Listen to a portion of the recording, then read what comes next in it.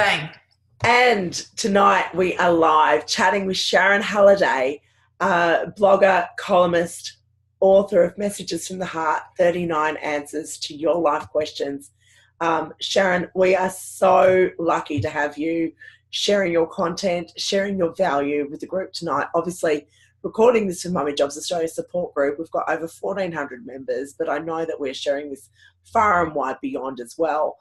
Look, I've known Shaz for over 20 years, and we go back to being Canberra Girls Grammar debating teammates, and my family, we were actually listed as her only guardians while she was a boarder.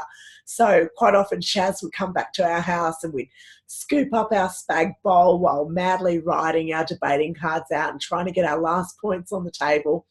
And it's funny, isn't it, because here we are 20 years on, and I mean, I'm kind of a bit emotional about it, I must say, but who would have thought we would even be here today, looking back at those dinner table conversations and late night debates and, sharing this amazing value with the mums who are on that journey just as we are. So to kick off our video, our live tonight, I do want to share some information about Sharon. It's so important to set the scene about who she is, what she's done and what she's achieved. So Sharon has had an extensive business background, growing up in a family business in Young, New South Wales, and helping her parents turn a jam factory into an award-winning tourist attraction, which in its heyday received over 140,000 visitors each year. Incredible.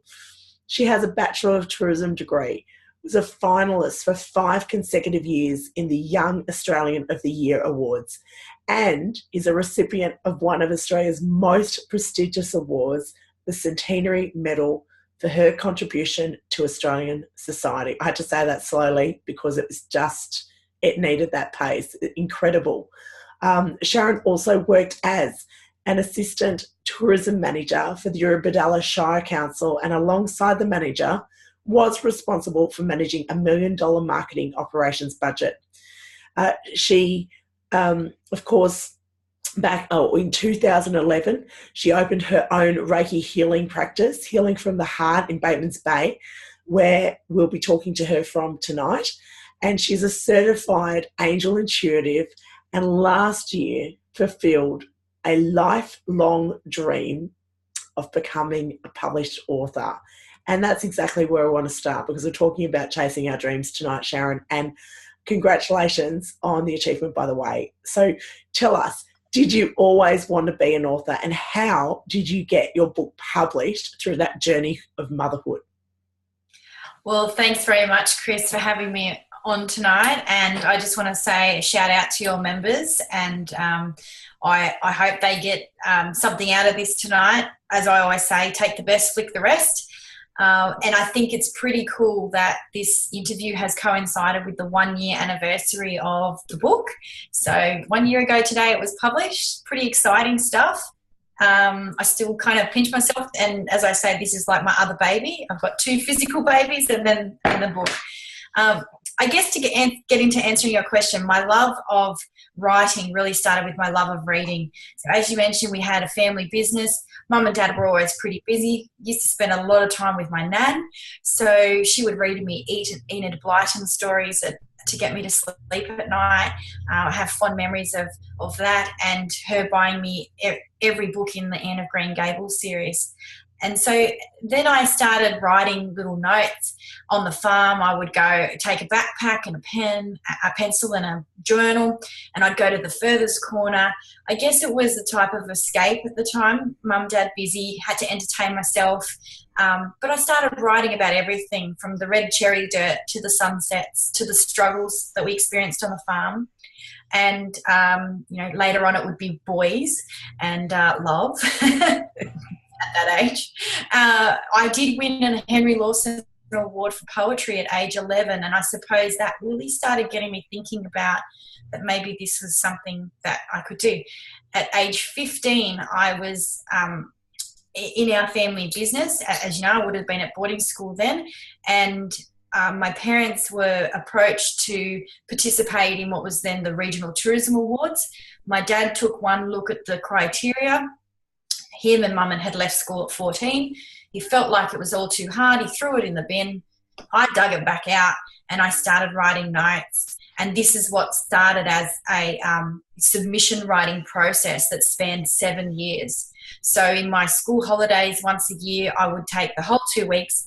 No one really made me do it. It was something I took upon myself, but I'd stay up really, really late into the night. Mum would give me hot chocolates to help me keep up because I couldn't have coffee. And I would write these intense, 30-page plus submissions, and we started winning awards. And so over that 7-year period, we won quite a lot of awards. And what it did was it put our business on the map, so to speak. And it all culminated in the year 2000 when we won the Daily Telegraph Customer Service Award, beating all the finalists in the field, which was it was the pinnacle achievement for us. Mm-hmm. And so that's when we stopped doing that. And at that stage, I'm off at uni and trying to have a life. So to fast forward to how the book came about, a few years ago, my husband had an opportunity to become a detective in Griffith. So we moved from our beloved Batemans Bay, headed out there, and a few months after we've arrived, I'm sitting at the local aquatic centre, chatting to a lady next to me. We're watching our sons play in the pool. We realise our sons are best friends at preschool, and we just hadn't crossed paths before. We get talking. She asks me what I do.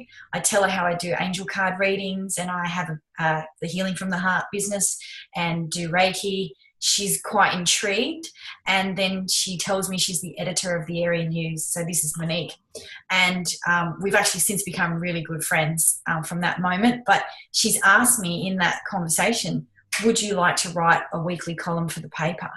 And I cannot put into words how that feeling, having been a blogger and, just persevering this writing journey, having someone say, let's try this opportunity and see what happens. So that was on a Saturday, early hours of the Monday morning. I start getting all these words for what could take shape of how to introduce myself to the public in this first column. And I get up, I turn on the computer, and here's an email from Monique saying, look, I think you might want to start by doing an introductory column. And so it just always really felt divinely inspired, this whole journey. So what the columns entailed is I would get a question from the public and I would answer it initially with a card reading, or I'd get some kind of intuitive advice, and nothing was off limits. So someone would ask me about maybe their relationships, things that were happening in their life, someone had lost a job or whatever it might be. I would, so I'd do the card reading, maybe get some inspiration, get some words from, someone like Deepak Chopra or Oprah Winfrey, and pull together 350 odd words each week, this agony aunt-like advice column. And it was really all, self-help stuff. So when they called me Ask Sharon, I don't know if you can see, but I've got my Ask Sharon t-shirt on. Ta-da! I can see, yep. So, it became a bit of a thing. So for 2015, for every week, I would submit my column on the Wednesday, and by the Friday, it would be in print. I'll just show you a quick look. Here's some of the beautiful pictures that they actually printed, some of the cards that I'd drawn. And then there's other times when they put my face with the column. And what's that one? Be open to unlimited possibilities. So, well, damn straight. So by the end of the year, I looked at the content, and because the columns covered everything from health and well-being to relationships to money to work, how to find happiness and love and more peace, and a lot of parenting stuff came through. I thought, there's a book in this. If I put this all together, this is some quality content here for people. They're universal things we all want to know the answers to. And so I got permission from Fairfax, and for the next year, 2016, I spent editing that body of work to go into a book. Now, I get a certain reaction when I tell people that I'm an author. I guess it's a little bit intriguing and it's not your everyday career path. There's very good reason for that because it's not easy. It's very rewarding, but it's certainly not an easy path. I guess there's this saying in the industry that you don't go into writing books to make money, maybe unless, of course, you're J.K. Rowling. So, Sure. it's writing is a passion. It's a calling. It's something, there's been a few times where I've tried not to do it, put it on hold for a while because I have that young family. And, I get the signs, I do a card reading and it says write or author and it's plain as day. It's just something I've now accepted. It's part of who I am. It doesn't matter where it leads. All I know is I was born to write. So I hope that's answered your first question. Well, firstly, mind-blowing, can I just say, incredible. What an incredible journey to where you are now. And also with 2 young kids, very, very challenging. I know, I've got a 6 and a 3-year-old. I know your kids are just a smidge older than mine, but it doesn't really change the situation. It really is, it's always ongoing. There's always something happening at any age level anyway, really. And I guess what I wanted to ask you, Sharon, next was really when you were a columnist, when you were a columnist, ask Sharon for the area news in Griffith. So Leo was 5 and Eva was 2. You're also a blogger and copywriter, plus you had a healing business to run.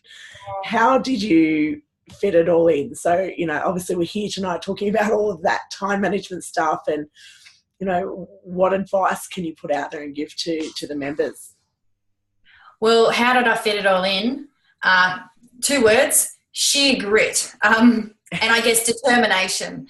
The thing is, I would say that my achievements are proportionate to the blood, sweat and tears that I've put in. It's a tough journey, like I said. The biggest challenges for me were the interruptions and the distractions. And no matter how amazing the family is and how supportive, at the end of the day, like I would be in the middle of cooking dinner and, trying to be present for the family. And I'd have these words flooding my consciousness. And I just knew if I didn't get them down, it was a case of burn dinner or and get the words down or lose them forever. So sometimes it was definitely a bit of a juggling act in that sense. I often got a lot of messages at 3 a.m, so I would message myself, email myself under the blankets because hubby had to get up early the next morning, and then the next day the messages would be there and I would use those words. So I sort of got around it in that way, but I really had to embrace that when this inspiration came, I had to jump on it because I just knew they'd be gone if I didn't.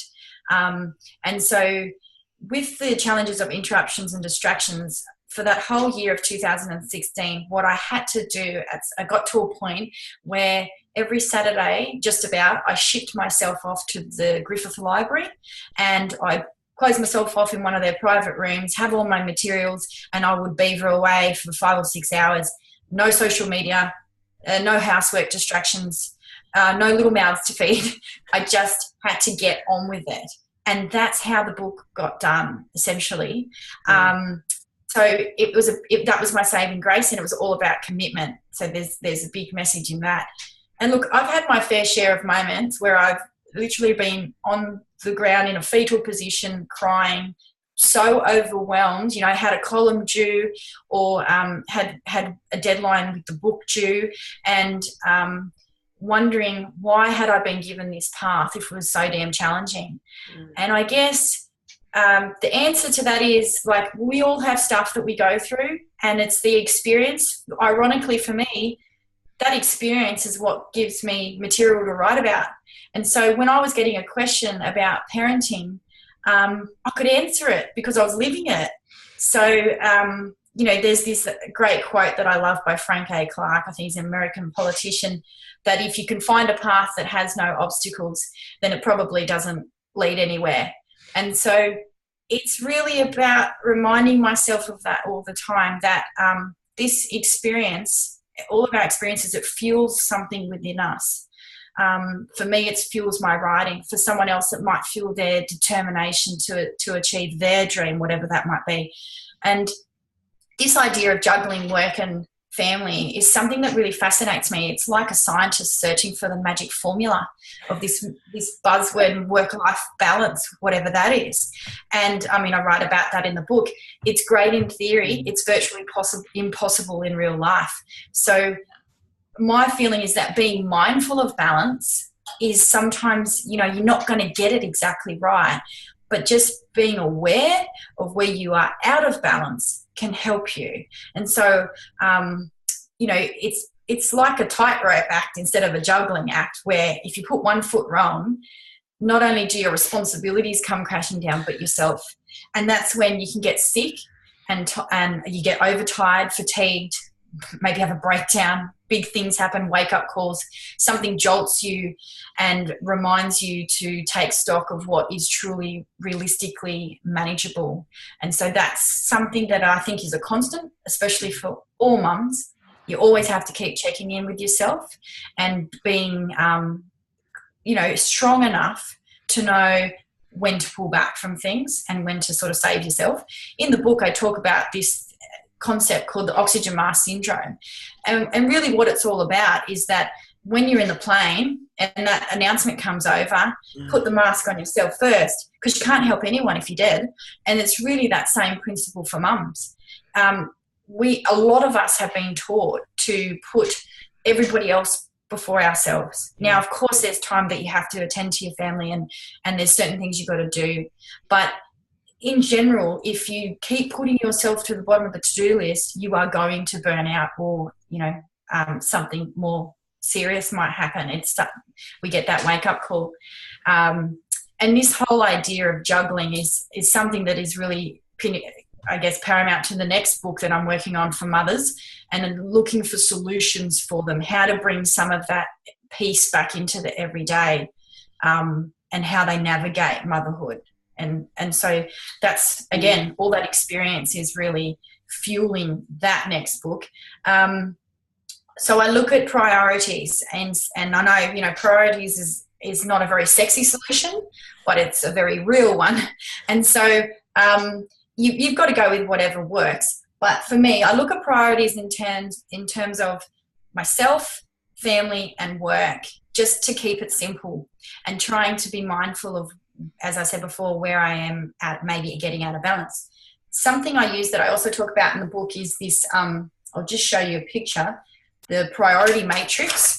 So I talk about this, but it's basically just identifying, you know, it's got up the top here, urgent and not urgent, not important and important. And it's taking your to-do list. You know, things like bills, a meeting and a deadline, they're urgent and important. How often do we really look at our to-do list and go, okay, what has got to get done today? And then deal with that and not get carried away with stuff that maybe is down in this quadrant. Or, you know, the way I look at it now, there's things that are important to me, like cataloguing the photograph system, you know, like getting all my photos in order. The reality is it's not going to happen probably this year, and it may not ever happen. But if I keep putting it at the bottom on my to-do list, all it does is make my self-esteem go down, because you know what I mean? It's about getting through the things that are urgent and important. So that's a really big thing that I live by every day, identifying those tasks. You know, and it's not about procrastinating on things. It's about being realistic, what you can realistically manage. So some of us, if we look at our to-do list, probably 5 or 10 people couldn't get through it all. You know, and I think that's part of the problem as well. We put so much expectation on ourselves of what we think we can achieve, and it's unrealistic. And so we're sort of setting ourselves up for failure, aren't we? Because it becomes overwhelming. It becomes overwhelming. You hear that's the most, I reckon the 2 most common words from mothers is, I'm overwhelmed and I'm busy. You know, and so we've got to look at this, well, okay, do we really have to be that busy? Are we putting more on ourselves than we have to? It's that constantly checking in. And look, just a separate thing on priorities that I read recently that's helped me a lot. It's so basic. I don't know where I read it, but if something takes 2 minutes to do, Don't put it on your to-do list, just do it. Now, I used to do that a lot. I'd have little tasks and I'd put them on the list when I could have just done it and got it dealt with. And so I'm in that frame of mind now, rather than putting things off, just getting it done. If it's a bigger task, of course, it's got to go on the list. But those little things, 2 minutes, it's not worth your time and energy to even get it to the list. One of the big things I do is this method based on this book that I came across, Scrum. The art of doing twice the work in half the time. Sounds pretty good, doesn't it? Now, a lot of this is for organisations, and it can be an intense read. But the bit that I got out of it is this, and I'll just show you. So this little beauty here is what I call prime real estate. This is my main points off my to-do list is what I base it on. So this is not how they tell you to do it, but I like colour coding, and it's a little bit OCD, I guess. But I've got my 3 main tasks: admin stuff, book marketing and sales, and my next book. So anything that you haven't actually started yet goes in the backlog, right? It's things that have got to get done soon. But, review an unpublished piece for my next book, important, but I haven't started it yet. Follow up with the publisher about royalties, important, but I haven't done it yet, And then when things I'm working on, they go into the doing, so I can see it. I kind of midway through that 1-year anniversary post on Facebook. I did that today, so it can go across into the done pile. Now, as you'll see, I keep some done things there. Here we go, Q&A with Chris. Ooh, I'm on there. I leave a couple there for as long as it takes, because what it does is it makes me feel a sense of completion. And I think that's particularly important for mums. We don't give ourselves enough of a pat on the back, for the sake of a few dollars on a pin board. Yeah. That is an absolute saving grace for me. So look, the other tip I would give is it really doesn't matter where you start. I've got this little post-it note it says don't worry about where to start, just start. Do the most important tasks first, and then it'll all be plain sailing. So I have to have all these little reminders around me all the time to keep myself on track and focused. Otherwise, I wouldn't have a book. That's for sure. So the other thing I want to share with you before we move on is, now this comes from, can you tell that this is like one of my favourite books, by the way? Just a bit. Yeah. So Ask and It Is Given. I encourage everybody that I come across, go and look on YouTube, type in Abraham Hicks. It'll blow your mind. A lot of the stuff that they talk about on manifesting the life of your dreams, for me, it makes sense. So that's my Bible. And I know that Wayne Dyer has done the foreword in that book. Yep.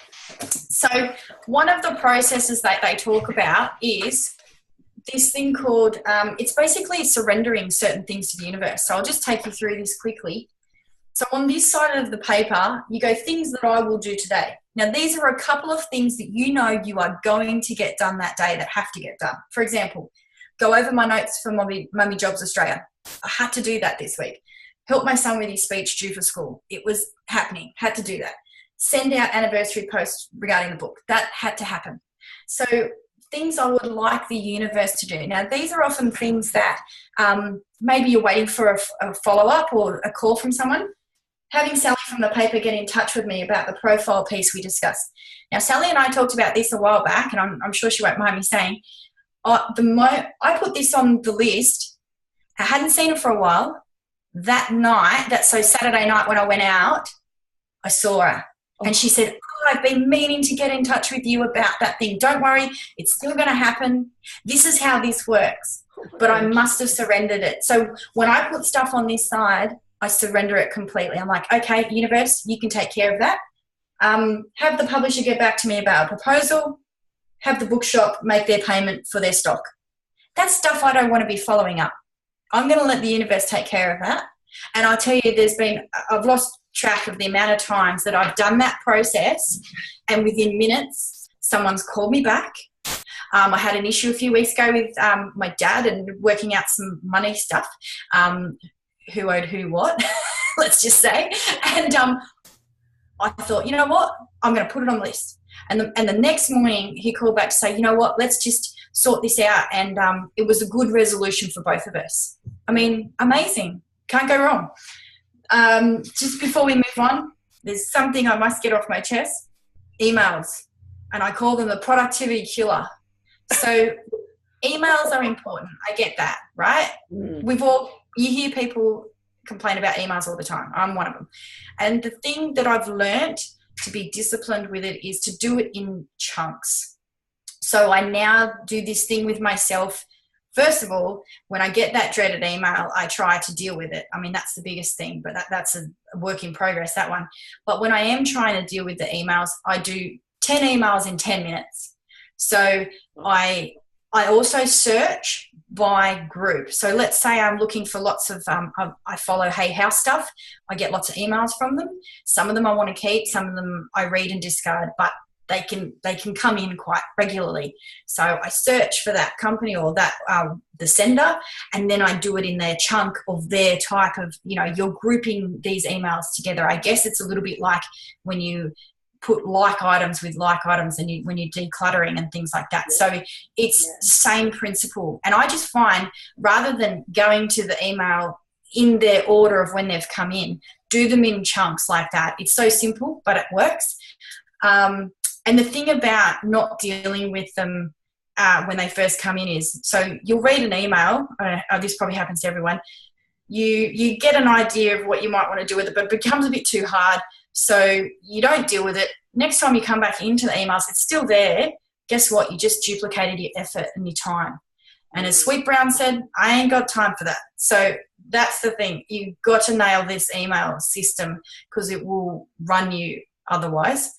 And there's something I was talking to. Emotional stuff that goes with that too, like, hanging on to that email and knowing that you've got to go back and deal with it when you could have just dealt with it. Absolutely. It's like that 2-minute thing. Deal with it. I saw a TED talk the other night and it said something like clutter is procrastinated decisions. So it's amazing. So I'm kind of looking at that at the moment. And as I've mentioned to you, if all else fails, I do this thing now where instead of having an angel or a devil on my shoulder, I have a little boss. So what happened is I was at home. I went to go vacuum. I knew I had something to do in the office. Something else was calling me. I think the beeper on the washing machine was going off. And I literally walked in circles. And then this voice said, what are you doing? And if you were in a office or in a place of employment, what do you think your boss would think about you right now? Would you call this productivity or efficiency? So I was just like, well, yeah, okay. So from then on, I've just started to trick myself into imagining that I've got this boss watching me. And it helps me to just get super efficient and super productive, especially working from home where you're not in that situation where you have someone that's managing you, I guess. For me, I've had to stay super disciplined. So that's my big tip on that one. Oh, gosh. Sorry, I covered a lot of stuff there, Chris. I went hell for leather. Love it, though. And there's a few things that I'll be talking to you later about because I'm just feeling the buzz. And I know everyone is going to be just absorbing so much from what you have just shared. It's incredible. And particularly at board, as if I can say without being offensive, but as simple as it looks, how easy and how clear that process is. And especially the one thing I picked up, getting that done stuff. I tend to just go, oh, done, throw it out, cross it off. Yep. As opposed to actually just looking and holding on to it and going, I actually have achieved, because especially even for those, and especially the first-time mums who are at home, that's kind of where I was linking it in with as well, because they sort of have come from the work life to the mum life and they're like, oh, I haven't done anything, and it's like 3:00 in the afternoon. It's like, well, hang on a second. Honey, if you have a shower when you're in your mum, you've done well. We're good. That's gold medal standard, but it's trying to, I guess, impart that as, a mum who's been through two, kids already sort of thing. It's, as a first-time mum, it's really hard to get that across, isn't it? Yep. I guess you and I have chatted before about the importance of, following dreams, and especially for mums who can get lost in the motherhood journey, which we're just sort of talking about now, and sometimes lost or sort of lose their sense of self. I've certainly been through this myself, and a very long personal journey over the last sort of 3 or 4 years. What's your parting advice, I guess, on going after dreams for someone who has fulfilled a major one like getting published? What's that advice for those out there who are chasing their dreams? Well, do you remember Mrs. Pelvin in economics? Yes, I do. There's something that's emblazoned on my brain, okay? And she used to talk about this concept. How could I forget? Yeah, it's called opportunity cost. Oh. Now, what that, I'm talking. Well, you know where I'm going to go with this. So, what that means is when you have, a finite amount of money, you've got alternative choices. You can buy this or you can buy that, but you can't have both. So, to me, it's like looking at using that same principle on time. For me, it was like, do I go and watch an hour of trashy TV and maybe feel pretty unfulfilled afterwards? I might have escaped and relaxed. Or do I go and spend an hour on my book? Now, here's the clincher. The last thing you want to do at the end of a long day with children and all the stuff that goes with motherhood, running around to the shops, school runs, housework, you name it, the last thing you want to do is then go and have to do work at, say, 8 o'clock at night. But what I found is when I made that decision and I sat in front of the computer and I started getting some notes done, I got energized because I was being fulfilled. So I was following my passion, and I was doing something for myself. Now, not every night I felt like doing this, but it's a discipline. This amazing lady, Doreen Virtue, wrote The Courage to Be Creative. And in this, she says, if you write a page a day, by the end of the year, you will have a book. Don't you think that's amazing? And that's really what happened for me. And it's about the idea of having a big chunk of time to be able to go and pursue your dream, say like writing a book, is just unheard of. So you're not going to get those, you're not going to be able to whisk yourself off to a retreat for 2 months and write that book, It's about incremental steps daily. You have to put in the effort, little by little, and then all of a sudden it starts to come together, and it gives you a new invigoration, I guess, to keep going with it. So it doesn't matter whether it's writing a book, taking up horse riding, traveling the world, turning your artistic talents into a business, whatever is your dream. I must say it's sacred to you. You don't have to justify it to anyone. Sometimes you might want to keep it private because you want to avoid any kind of naysayers. But I just want to hit home that dream is very precious.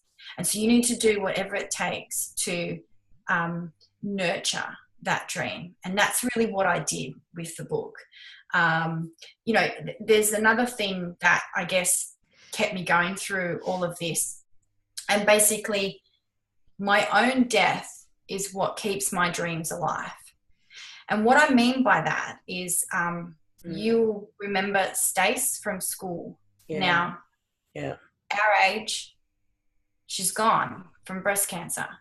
A few years ago, another friend from school, Olivia, also died of cancer. And within 2 weeks, I had another friend, Joss, pass away from cancer. Yeah. Those two ladies that had kids virtually the same age as mine. I was virtually the same age as them.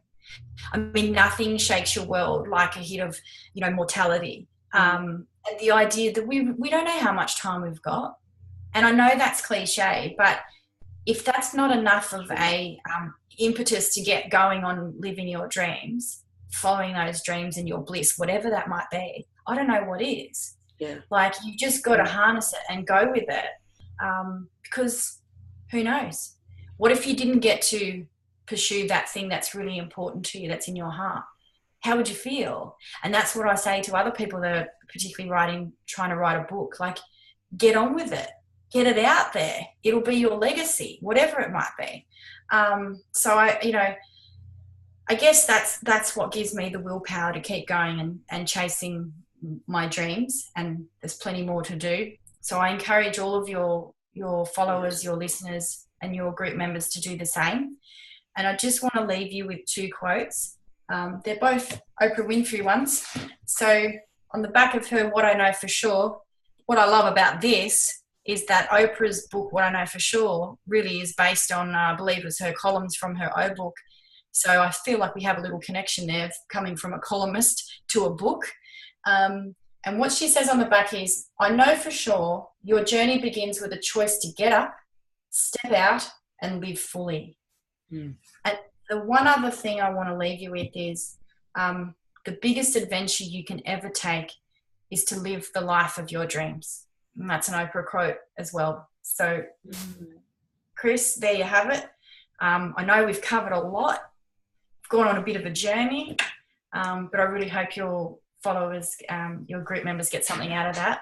Oh, look, we've really moved me tonight, Shaz. And I mean, like, you know, I know you personally, but you've, you know, I guess I've learned a lot more as well through our discussion tonight. And, you know, it is, like you say, you know, that mortality stuff can be quite, you know, cliche and all of that. And that's all well and good, but it's the reality of it, like you put it so, you know, beautifully, if I can say. It is getting up and holding it and running with it. And, you know, the group I run obviously is about supporting mums in an employment-related environment, which can be very stressful.